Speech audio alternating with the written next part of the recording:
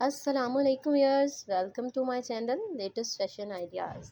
आज की इस वीडियो में हम डिस्कस करेंगे कि बच्चे की बॉडी पर और चेहरे पर जो बाल होते हैं उनको हमने परमानेंटली किस तरह से रिमूव करना है। ये रेमेडी ना सिर्फ आपके बच्चे के चेहरे और बॉडी पर मौजूद फालतू बालों को रिमूव करेगी, बल्कि इससे आपके बच्चे का रंग भी गोरा होगा, स्किन ग्लो करने लगेगी। ये बहुत ही ज़्यादा इफ़ेक्टिव है।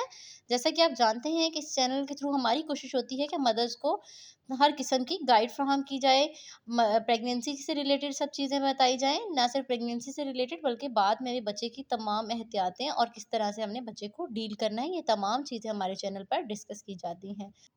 इन तमाम चीज़ों के लिए हमारे चैनल को सब्सक्राइब करें। अब बढ़ते हैं रेमेडी की तरफ। सबसे पहली चीज़ जो हमने इस रेमेडी में इस्तेमाल करनी है वो है गंदम का आटा। आप कोशिश किया करके हमेशा खालिस चीज़ें होम रेमेडीज़ बनाते वक़्त इस्तेमाल किया करें। अनछना गंदम का आटा लेना है हमने। और सेकंड चीज़ जो हमने इसमें यूज़ करनी है वो है बेसन। बेसन बहुत सारी होम रेमेडीज़ में यूज़ होता है, ख़ास तौर पे स्किन से रिलेटेड रेमेडीज़ में, जिसकी वजह ये है कि बहुत ज़्यादा हेल्दी है स्किन के लिए। ये स्किन की तमाम ग़िज़ाई ज़रूरियात को पूरा करता है और स्किन को वाइटन करने में बहुत ज़्यादा हेल्प करता है। नेक्स्ट चीज़ दूध, कच्चा दूध। और बहुत ये बेहतर हो जाए अगर ये दूध बकरी का हो, लेकिन अगर ना हो तब भी गाय या भैंस का दूध भी चलेगा। लेकिन बकरी का दूध स्किन को ग्लो करता है। और जो थर्ड चीज़ है वो है हल्दी। हल्दी हमारी बॉडी को जो है व्हाइटन करेगी और हीलिंग पावर बहुत ज़्यादा रखती है। बाल उतरने के बाद किसी भी किस्म के इन्फेक्शन से बचाएगी हमारे बेबी को। और अब बढ़ते हैं इस रेमेडी की तरफ कि इसको बनाने का तरीका क्या है। सबसे पहले क्या करना है कि 2 भरे हुए चम्मच गंदम का आटा लेना है। उसके अंदर हमने 1 चुटकी हल्दी ऐड कर लेनी है। भरी हुई चुटकी हमने इसमें हल्दी की ऐड करनी है और थोड़ा-सा दूध मिक्स करना है, हस्बे ज़रूरत दूध मिक्स करना है। दूध हमने इतना ही मिक्स करना है कि एक थिक हमारे पास डो या पेस्ट की सूरत में ये रेडी हो जाए। और इसको अच्छे तरीके से मिक्स कर लेना है ताकि इसके अंदर कोई भी ड्राई गुठलियाँ ना रहें।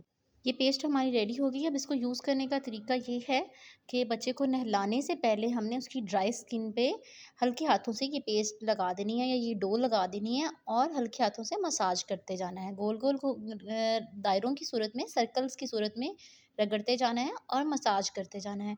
आप देखेंगे कि इसके साथ बाल भी दायरों की सूरत में इकट्ठे होने लग गए हैं। गोल-गोल घुमाते जाएँ, हाथ हल्का रखना है, हमने बिल्कुल भी हार्डली टच नहीं करना, क्योंकि बच्चे की स्किन बहुत ज़्यादा सॉफ्ट है। हमने अपने बेबी की स्किन का सबसे पहले ख़्याल रखना है और बच्चे की स्किन का ख़्याल रखते हुए कि जितना बच्चा बेयर कर सकता है, उतना हार्ड रखते हुए हाथ को हमने आहिस्ता-आहिस्ता गोल-गोल दायरों की सूरत मसाज करते जाना है अपनी इस डो टाइप पेस्ट का। और हम देखेंगे कि बाल सारे दायरों की सूरत इकट्ठे होने लगे हैं, छोटी-छोटी गुठलियाँ सी बन गई हैं। और इन गुठलियों को अगर तो ये खुद से उतर रही हों हमारी आटे के साथ तो ठीक है, अगर नहीं उतर रही तो हम इनको चुटकी की मदद से भी उतार सकते हैं।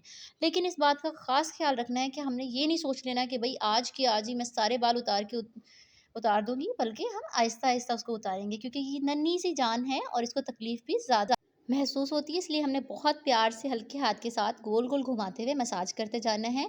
इस तरह घुमाना है कि बाल इकट्ठे होने लगें और ये बाल इकट्ठे होके छोटी-छोटी गुठलियों की फ़ॉर्म लेने लगें। तो आप इसको 1 आध दिन में ये गुठलियाँ जो हैं वो रिमूव कर दें आहिस्ता-आहिस्ता से। और बॉडी के बालों के लिए ये है कि जो आप रेगुलर मसाज करते हैं वो भी करते रहें, उससे भी आहिस्ता-आहिस्ता ये बाल रिमूव हो जाते हैं। और अगर ये बाल ना रिमूव हो रहे हों, आप देखेंगे कुछ दिनों में इन बालों में कोई फ़र्क नहीं पड़ रहा, तो आप ये मसाज कर सकते हैं। लेकिन ये फेस के लिए तो बहुत ही ज़्यादा इफ़ेक्टिव है, फेस के लिए तो बहुत ही अच्छे से वर्क करेगा।